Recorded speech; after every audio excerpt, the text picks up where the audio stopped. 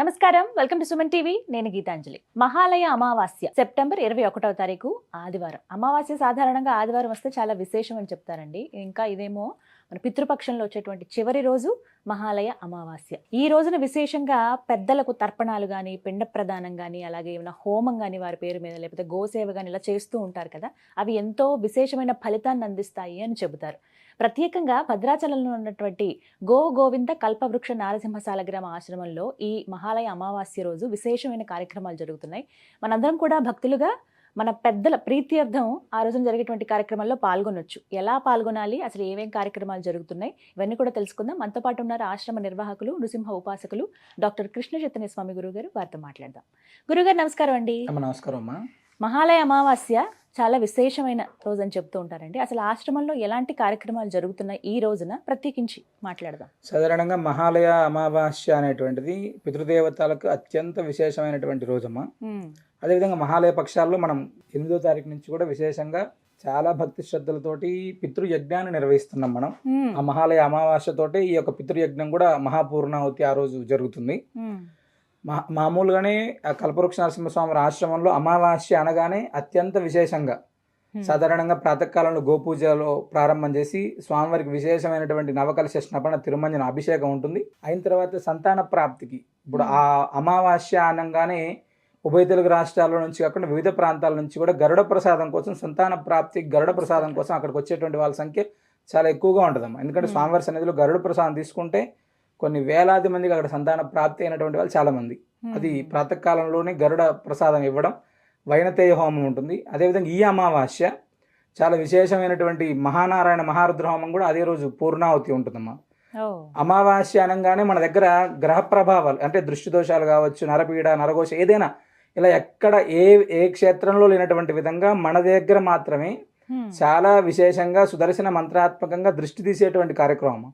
అంటే ఇది సాధారణమైనటువంటి అమావాస్య రోజుల్లో ఈ యొక్క దృష్టి తీసేటువంటి కార్యక్రమం చేస్తే శరీరానికి ఉండేటువంటి ఆది వ్యాధుల ప్రభావం కావచ్చు, దృష్టి దోషాల ప్రభావం ఇవన్నీ కూడా తొలగిపోవడానికి ఇది చాలా ఉపయోగపడుతుంది అండి. అదేవిధంగా ఆదివారంతో కూడుకుని వస్తే అది అత్యంత అంటే మంత్రశాస్త్రం కావచ్చు, జ్యోతిష్ శాస్త్ర ప్రకారం కూడా ఆదివారం అమావాస్య అనేటువంటిది చాలా బలంగా ఉంటుంది. ఆనాడు చేసేటువంటి చిన్న సాధన, దానం, జపం, మంత్రం ఏదైనా అద్భుతమైనటువంటి ఫలితం ఇస్తుంది అని చెప్పి మనకు పెద్దలు చెప్తారమ్మా. అదేవిధంగా సాయంత్రం ఏమో విశేషంగా మహాసుదర్శన హోమం, జ్వాలా నారసింహ హోమం చాలా వైభవంగా జరుగుతుందమ్మా. ఇది ఆశ్రమంలో ఆ రోజు ఉదయం నుంచి సాయంత్రం దాకా జరిగేటువంటిది. మహాలయ పితృపక్షాల్లో ఏమో మనం ప్రతినిత్యం చేసేటువంటి మహానారాయణ మహారుద్రహం అంటే భారతదేశంలో గోశాల అంటే గోవు యొక్క ప్రత్యక్ష సన్నిధిలో 15 రోజుల కాలం పాటు చాలా భక్తి శ్రద్ధలతోటి చేసేటువంటి మహానారాయణ హోమం కూడా ఆనాడు పూర్తవుతుంది. ఆనాడు వచ్చేటువంటి భక్తులకి సాధారణ హోమాలతో పాటుగా పితృదేవతల యొక్క అనుగ్రహం కోసం చేసేటువంటి హోమం ఏదైతే ఉందో దాంట్లో కూడా వాళ్ళందరూ కూడా ఖచ్చితంగా పాల్గొనడానికి అవకాశం ఉంటుందమ్మా. ఇవన్నీ కార్యక్రమాలు కూడా జరుగుతున్నాయి. అవునమ్మా. ఎలా పాల్గొనాలండి మరి ముఖ్యంగా? ఎందుకంటే అసలు మహాలయ పక్షంలో వచ్చేటువంటి ఈ పితృమావాస్యకి పితృదేవతల ప్రీత్యర్థం ఆయన కార్యక్రమం చేయించుకోవాలనుకోవడం, పిండ ప్రదానం కావచ్చు. అందరికీ ఉన్నటువంటి సందేహం ఏంటంటే ఈ 14 రోజులు తిథుల్లో మేము ఏవి కార్యక్రమం జరిపించలేకపోయామండి, ఈ ఒక్క అమావాస్య రోజు చేయొచ్చా, చేస్తే కనుక ఎటువంటి కార్యక్రమం చేస్తే మంచిది అని అడుగుతారు. ఖచ్చితంగా అంటే అమావాస్య అనగానే కూడా అంటే ఎలాంటి తిథితో పని లేకోకుండా ఆ 15 రోజులు చేయలేకపోయినా, సంవత్సర కాలంలో చేయలేకపోయినా కూడా మహాలయ అమావాస్య నాడు మన పితృదేవతలకు తర్పణ శ్రాద్ధ కార్యక్రమం చేసుకోవడానికి అవకాశం ఉంటుంది. అదేవిధంగా పితృదేవత ప్రీతికరంగా అంటే పితృదోషాలు కలిగినటువంటి వాళ్ళు ఎవరైతే ఉంటారో మహానారాయణ మహారుద్ర హోమంలో పాల్గొనడానికి అవకాశం ఉంటుంది. ప్రత్యక్షంగా మేము వస్తాం ఆ హోమంలో పాల్గొంటామంటే ప్రత్యక్షంగా వచ్చి పాల్గొనవచ్చు. ఈ తర్పణ శ్రాద్ధం మాత్రం ప్రత్యేకంగా బ్రాహ్మణున్నే కర్తగా పెట్టి మనం చేస్తున్నటువంటి కార్యక్రమం. కొన్ని వందలాది మంది దాంట్లో నమోదు చేసుకుని ఉన్నారు. గత 14 రోజుల నుంచి కూడా చాలా భక్తి శ్రద్ధలతోటి యొక్క మహాలయ పితృతర్పణం అనేటువంటి జరుగుతుంది. అంటే బ్రాహ్మణుడి ఇంట్లో ఎలా అయితే జరుగుతాయో ప్రతి ఒక్కరి దగ్గర కూడా అలా జరగాలి అంటే గతించినటువంటి వాళ్ళ పితృదేవతల అనుగ్రహం కలగాలి అనేటువంటి సంకల్పంతో చేస్తున్నటువంటి యజ్ఞం ఇది. ఎవరైనా కూడా నమోదు చేసుకోవచ్చు వాళ్ళ పితృదేవతల ప్రీతిగా. ఏ ప్రాంతంలో వాళ్ళు ఉన్నా కూడా చేయాలి అనుకునేటువంటి వాళ్ళు ఉంటే సంప్రదిస్తే తప్పకుండా చేసేటువంటి ప్రయత్నం చేస్తాము. ఎలా అండి సంప్రదించవలసి? నృసింహ సేవా వాహినికి సంబంధించినటువంటి నెంబర్ కి సంప్రదిస్తే వారు ఎవరైతే గతించి ఉంటారో వాళ్ళ పితృదేవతల పేర్లన్నీ కూడా నమోదు చేసుకొని ఆ రోజు బ్రాహ్మణుడు కర్తగా ఉండి తర్పణ శ్రాద్ధ కార్యక్రమాలు చేస్తారమ్మా. లేదు మేము ప్రత్యక్షంగా భద్రాచలానికి వస్తాం అనుకునేటువంటి వాళ్ళు ఈ మహానారాయణ హోమం అంటే పితృదేవతల ప్రీతి కోసం చేసేటువంటి యొక్క మహానారాయణ హోమంలో వాళ్ళు ప్రత్యక్షంగా హోమం కార్యక్రమంలో కూడా పాల్గొనడానికి అవకాశం ఉంటుందమ్మా. డైరెక్ట్ గా కూడా రావచ్చు. హోమంలో అయితే ప్రత్యక్షంగా రావచ్చు. పిండ ప్రదానానికి మాత్రం బ్రాహ్మణుడే కర్తగా ఆల్రెడీ 14 రోజుల నుంచి జరుగుతుంది కదా ఈ కార్యక్రమం. దాంట్లో మళ్ళీ తిరిగి చేయడం అంటే కొంచెం కష్టం కాబట్టి బ్రాహ్మణుని కర్తగా ఉంచి చేసేటువంటి కార్యక్రమాలు అయితే వాళ్ళు ఖచ్చితంగా పాల్గొనవచ్చు.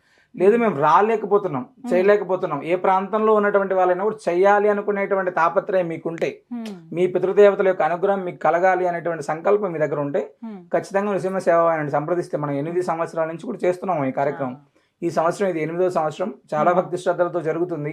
ఎవరైనా ఏ ప్రాంతంలో ఉన్నటువంటి వాళ్ళైనా మేము గతించినటువంటి మా పితృదేవతలకు తర్పణ శ్రాద్ధాలు చేయాలనుకుంటే ఖచ్చితంగా గోదావరి నదీ తీరంలో దక్షిణ అయోధ్య చాలా విశేషమైనటువంటి క్షేత్రం. అక్కడ చేయడం ద్వారా విశేషమైనటువంటి ఫలితం కూడా కలుగుతుందమ్మా.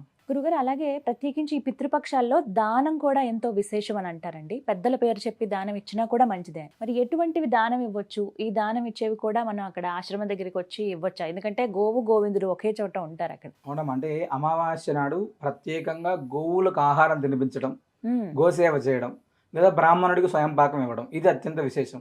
ఆ 2 కార్యక్రమాలని అక్కడ మనం ప్రత్యక్షంగా చేసుకోవచ్చు. సాధారణంగా నదీ తీరంలో చేసేటువంటిది, గోశాలలో చేసేటువంటిది, క్షేత్రంలో చేసేటువంటిది అద్భుతమైనటువంటి ఫలితాన్ని ఇస్తాయి అని చెప్పి మనకి పెద్దలు చెప్తారు. భద్రాద్రి దివ్యక్షేత్రంలో గోదావరి నదీ తీరంలోనే మన ఆశ్రమం ఉంటది. గోవు యొక్క సన్నిధిలోనే గోవిందుడు ఉంటాడు. అన్ని కూడా అత్యద్భుతంగా కలిసి ఉంటాయి. కాబట్టి అక్కడ చేసేటువంటి మనం ఏ పితృ సంబంధమైనటువంటి కార్యక్రమం అయినా కూడా విశేషమైనటువంటి పితృదేవత అనుగ్రహం అనేటువంటిది కలిగిస్తుందమ్మా. ఖచ్చితంగా మనం ఏ ప్రాంతంలో ఉన్నా ప్రత్యక్షంగా రావాలనుకుంటే ఇది అద్భుతమైనటువంటి రోజు, మహాలయ అమావాస్య, అది ఆదివారంతో కూడుకుని ఉండడం మనందరి కూడా భాగ్యం. ఇది చాలా నిజమే, ఇదైతే అదృష్టమే. ప్రత్యక్షంగా కూడా పాల్గొనొచ్చు. అండ్ ఒక అవకాశం కూడా పెద్దల ప్రీత్యర్థం జరిగేటువంటి కార్యక్రమాల్లో పాల్పంచుకోవడం అనేది ప్రతిసారి దొరకదు ఈ అవకాశం. సంవత్సరానికి కానీ మళ్ళీ ఏదో ఇది మళ్ళీ అప్పటికి ఎలా ఉంటుందో పరిస్థితి తెలియదు. చక్కటి ప్రాంతం తెలిసిందే, స్వామివారి గురించి, ఆయన మహిమ గురించి ఆయన సమక్షంలో జరిపించుకోవడం కూడా ఇంకా విశేషం. ధన్యవాదాలు గురుగారు. నమస్కారం. విన్నారు కదా, ప్రత్యేకించండి గోదావరి నదీ తీరంలో ఉన్నటువంటి ఈ ఆశ్రమం, గోవు గోవిందుడు ఒకే చోట దర్శించుకునే గొప్ప అవకాశం ఉంటుంది అక్కడ. ఈ మహాలయ అమావాస్యకి చాలా విశేషమైన కార్యక్రమాలు జరుగుతున్నాయి. వాస్తవానికి 8వ తారీఖు పితృపక్షాలు ఎప్పుడైతే ప్రారంభమయ్యాయో అప్పటి నుంచి జరుగుతూ ఉన్నాయి. ఇక చివరి రోజు ఏదైతే ఉందో మహాలయ అమావాస్య ఎంతో విశేషం అని అంటారు. ఈ 14 రోజుల తిథుల్లో ఎవరైతే కార్యం జరిపించలేకపోయారో పెద్దలకి, ఈ ఒక్కరోజు వాళ్ళకి పెట్టినా చాలండి, వారికి సంవత్సరం అంతా కూడా వారిని తలుచుకుని వారికి ఆహారాన్ని అందించినట్టే అని అంటారు. బ్రాహ్మణుని కర్తగా పెట్టి కార్యక్రమాలు మీరు చేయొచ్చు. ఏదో దూర ప్రాంతాల్లో ఉన్న వాళ్ళు అవ్వచ్చు. ప్రత్యేకించి కొంతమందికి ఏంటంటే అందరం ఆడపిల్లలమే ఉన్నామండి, లేకపోతే మనవాళ్ళు లేరండి, వాళ్ళతో చేయించలేకపోతున్నామని బాధపడేవాళ్ళు చక్కగా బ్రాహ్మణుల్ని కర్తగా పెట్టి చేయించవచ్చండి. ఒక్క ఫోన్ కాల్ మీరు కాల్ చేస్తే చాలు. ముందుగా మీరు వివరాలు చెప్పండి. ఒక ఫామ్ ఉంటుంది, ఆ ఫామ్లో ఎవరెవరి పేరు మీద కార్యం చేపిద్దాం అనుకుంటున్నారో అవన్నీ కూడా మీరు ఫిల్ చేసిన తర్వాత ఎంత దక్షిణ ఉంటుంది వీటికి అనేది మీకు చెప్తారు. అందరికీ అందుబాటు ధరలోనే ఉంటుంది. ఎందుకంటే గత 7 ఏళ్లుగా ఇదే కార్యక్రమము ఈ మహాలయ పక్షంలో చేస్తూ ఉన్నారనమాట.